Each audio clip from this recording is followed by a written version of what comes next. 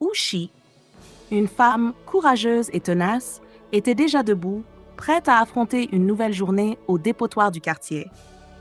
Elle n'était pas seulement une ramasseuse de déchets, elle était une survivante. Chaque matin, elle fouillait le site d'enfouissement à la recherche de bouteilles et plastiques qu'elle vendait à des entreprises de recyclage. Le travail était rude, salissant, humiliant même, mais il permettait de remplir son assiette. Ce matin-là, alors qu'elle fouillait entre les tas d'immondices, un faible cri brisé attira son attention. Était-ce un chat? Non, c'était autre chose. Un cri plus désespéré, plus fragile. Son cœur s'emballa. Elle lâcha son sac et ses gants et se mit à chercher fébrilement, suivant les pleurs ténues parmi les ordures. Après de longues minutes de recherche, alors que le jour se levait, elle trouva ce qu'elle n'aurait jamais cru possible. Un panier abandonné, contenant un minuscule bébé, enveloppé dans un tissu sale, abandonné comme un rebut. Le bébé était pâle, fragile, à peine en vie. Il semblait prématuré.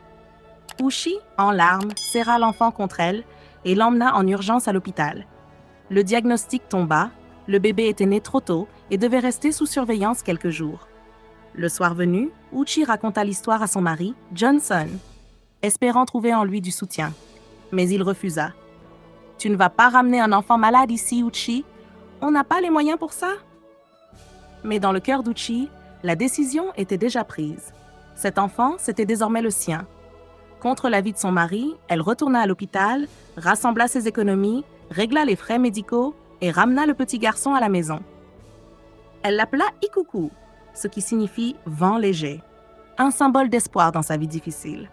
Avec son petit Ikuku dans les bras, Uchi retrouva une joie qu'elle n'avait jamais connue. Le bébé était faible, malade, mais elle lui chantait des berceuses en le berçant et dansait avec lui, dans leur minuscule salon, les larmes de bonheur aux yeux. Mais le bonheur fut de courte durée. Un jour, en rentrant du marché, elle découvrit que Johnson avait disparu. Il était parti avec toutes leurs économies, la laissant seule avec le bébé. Uchi pleura toutes les larmes de son corps. Mais au fond d'elle, une voix murmurait « Tu n'as pas le droit de flancher, ton fils compte sur toi. » Elle se releva. Jour après jour, elle supplia ses voisins pour quelques pièces afin d'acheter du lait et des médicaments pour Ikuku. Elle ne pouvait pas encore retourner travailler car il était encore trop fragile. Mais peu à peu, Ikuku gagna en force, en santé. Et alors, Uchi reprit le chemin du dépotoir. Elle attachait son fils sur son dos avec un pagne, le protégeant comme elle pouvait des odeurs et de la saleté, et reprit le tri des déchets. Les années passèrent. Ikuku grandit, devenant un garçon vif et en bonne santé. Grâce au sacrifice de sa mère, il alla à l'école. Chaque matin, Uchi l'amenait elle-même avant de partir travailler. Un soir, elle rentra et trouva Ikuku en pleurs, recroquevillé dans un coin. « Mon fils, qu'est-ce qu'il y a? Quelqu'un t'a fait du mal? » « Maman, mes camarades se moquent de moi. Ils disent que je suis le fils d'une fouilleuse de poubelle, que j'ai été ramassé dans la crasse et que papa est parti à cause de moi. Je veux plus aller à l'école. » Ces mots déchirèrent le cœur de Uchi. Elle serra fort son fils et lui dit « Tu n'es pas un enfant de la décharge, tu es mon trésor, mon rayon de soleil. » Cette nuit-là, Uchi ne dormit pas. Le lendemain, elle mit ses plus beaux vêtements, prit toutes ses économies et inscrivit Ikuku dans une école de riches, loin du quartier. Elle voulait qu'il ait les meilleures chances dans la vie, même si elle devait s'user à la tâche. Les années passèrent. Uchi cumulait les petits boulots, nettoyage, lessive, collecte de déchets. Tout ça pour que son fils ait une bonne éducation. Même si son dos lui faisait mal, même si ses genoux la suppliaient d'arrêter, elle continuait.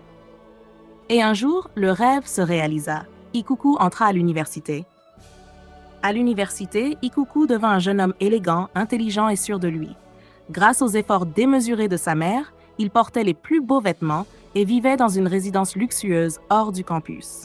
Ceux qui le voyaient pensaient qu'il était le fils d'un politicien ou d'un homme d'affaires.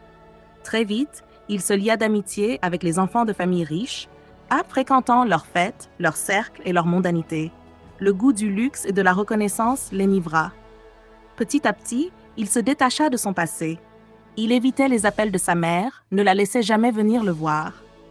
Quand il avait besoin d'argent ou de nourriture, il lui disait d'envoyer les colis par la gare routière. Il avait honte d'elle. honte de son odeur, de ses habits, de sa pauvreté. Et pourtant, Ushi n'en disait rien.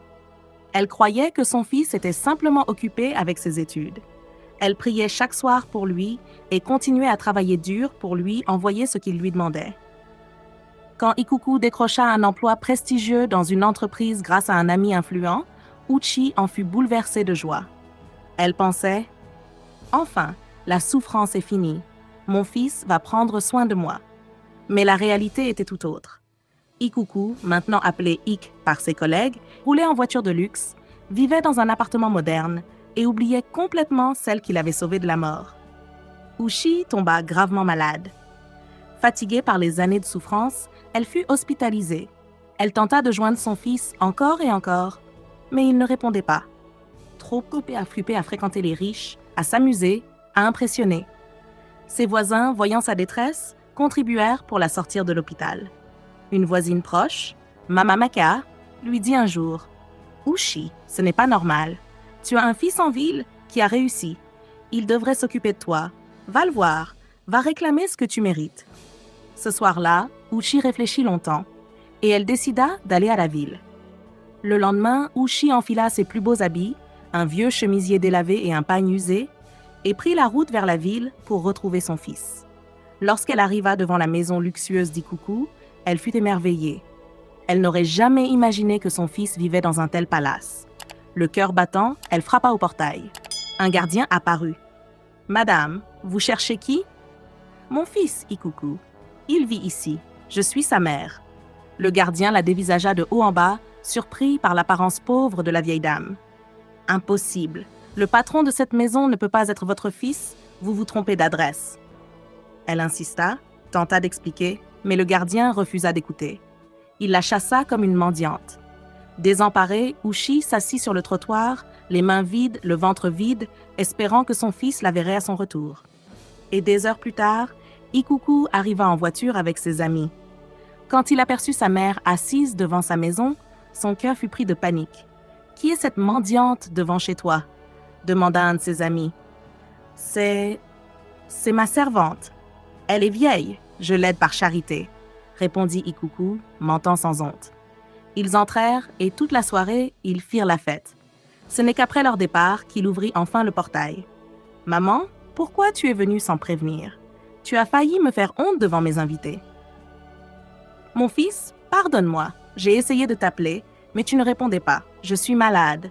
J'ai emprunté de l'argent pour venir. » Mais Ikuku n'avait aucune intention de la garder. Il voulait qu'elle reparte au village dès que possible. Quelques jours plus tard, Uchi, ignorant la honte de son fils, lui prépara son plat préféré, du foutou et de la sauce aux légumes. Elle mit le tout dans une glacière et alla à son bureau. À l'entrée, elle dit à la réceptionniste « Je viens voir mon fils, Ikuku. » Mais encore une fois, les regards furent pleins de mépris. Et comme par malchance, Ikuku arriva avec ses collègues en même temps.